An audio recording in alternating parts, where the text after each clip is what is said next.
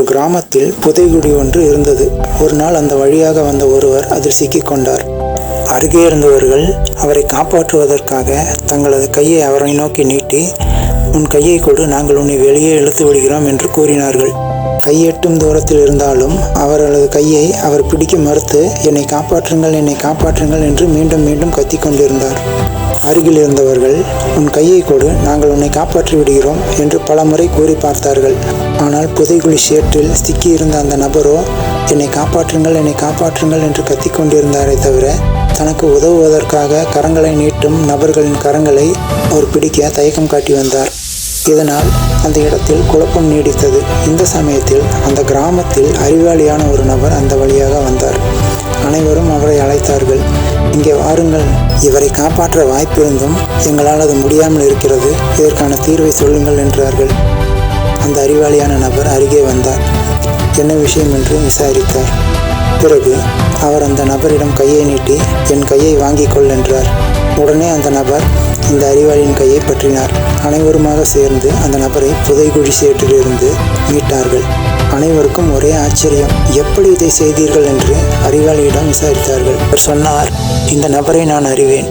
இவர் தன் வாழ்நாளில் யாருக்குமே எதையுமே கொடுத்து பழக்கமில்லாதவர். அவரிடம் போய் உன் கையை கொடு, உன் கையை கொடு என்று கேட்டால் அவர் எப்படி தருவார்? எனவே தான் நான் கூறினேன், என் கையை வாங்கிக் கொள் என்று. உடனே அவர் என் கையை பற்றி கொண்டார். இதுதான் விஷயம். மனிதர்களாகிய நாம் அனைவரும் இப்படித்தான். நமது அறியாமையாலும் சுயநலத்தாலும் சிக்கல்களில், பிரச்சனைகளில் சிக்கிக்கொள்கிறோம்.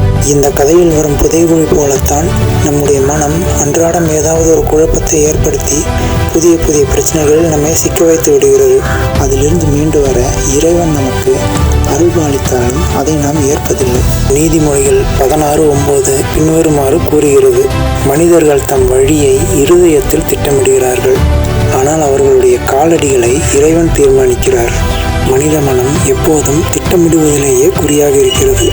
இந்த நொடியில் இறைவனது சித்தம் என்ன என்பதை உணர மனதால் முடிவதில்லை. இறைவன் நமக்கு பிரச்சனைகளை தருவதில்லை, ஆனால் நம்முடைய மனம்தான் பிரச்சனைகளில் கொண்டு போய் நம்மை சிக்க வைத்து விடுகிறது.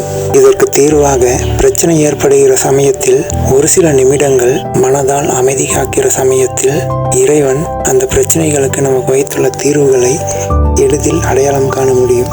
நம் ஆன்மாவை ஆட்டி படைத்து ஆட்சி செய்யும் மனதை எளிதாக கட்டுப்படுத்த வேதாகமம் பல அரிய எளிய வழிகளை காட்டுகிறது. வரப்போகும் வீடியோக்களில் நாம் அதை அனைத்தையும் விவரமாக பார்ப்போம்.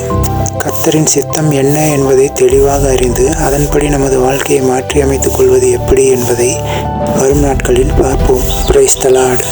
இந்த வீடியோ பயனுள்ளது என நீங்கள் கருதினால் இந்த சேனலுக்கு சப்ஸ்கிரைப் பண்ணுங்கள். இந்த வீடியோவை மற்றவர்களுடன் பகிருங்கள்.